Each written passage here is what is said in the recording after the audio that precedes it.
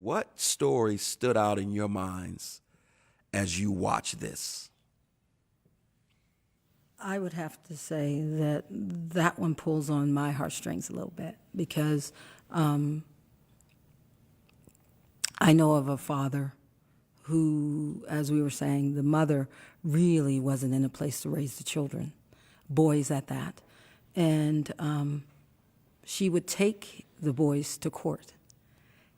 And the father sat in a place where he could not say the things, much as Anne was in a place where she could not say in front of her children what really probably needed to be said at the time, you know, and couldn't say some of the things he knew about his former wife, both for out of love of her and out of love of these boys.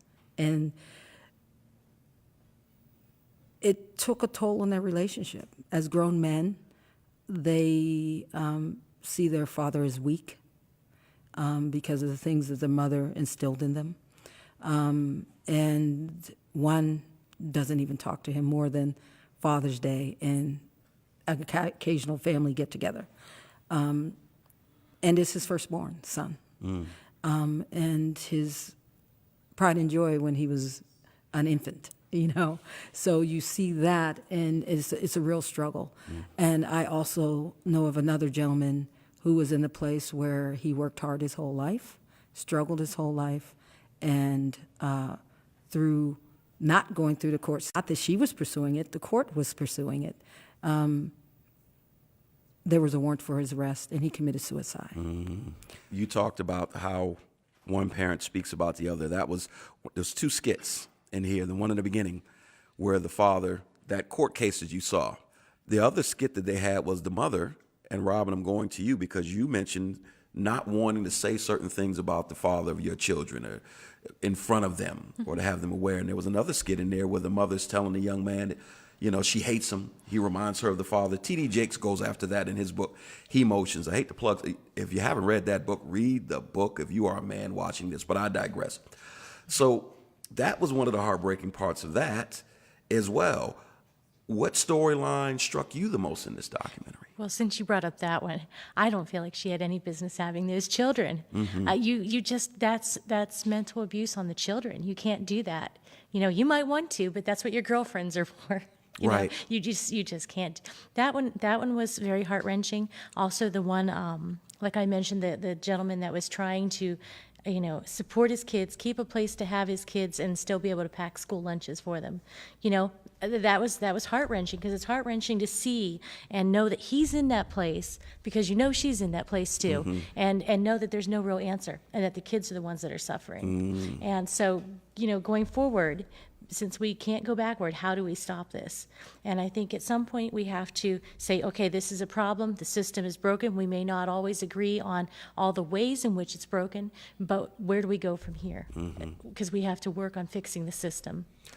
The part where my antenna went all the way up was that segment where he's talking to the comedian and he showed a screenshot of a social media post by a mom, and she's so tired of dealing with him.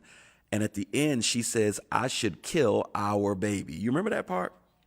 Yes. And she posted that on social media. So when he and I spoke, he asked my opinion. And I said, you know what, I'll ask my guest. He said, do you think they should have investigated? You think child welfare should have descended on this woman for putting that on social media? I should kill our baby. What are your thoughts on that? Oh, that's a definite. There's no misunderstanding that. Considering what Robin was saying and considering prior about both of them being in that position of whether they can feed their children, that in my mind automatically goes to whether the children are in a place where they can thrive, whether the children are in a place where they have support, whether the children are in a place where functioning parents want their children to achieve a little bit better than what they have. And that right there shows me that she's not in a place where she can, first of all, I think we need to take responsibility that we chose to be with these people. That's what I'm talking about. And we chose to have these children. So now we have to choose to do the right thing. There we go. In every way. Craig, what As a father, what was the reaction with that segment? It was a psychological issue that I thought should have been evaluated by a psychiatrist or a psychologist. But even going to the situation where the young man at 22 committed suicide and his father passed away from depression shortly thereafter, and this woman making this statement on this social media post, these are obviously mental issues, issues that need to be considered.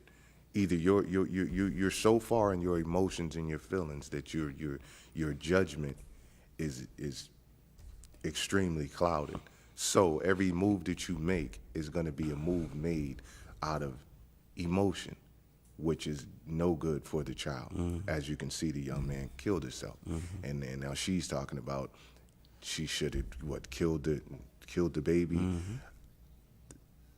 That's rampant, though, and not all women, but the vast majority where these child support cases are concerned, that is rampant.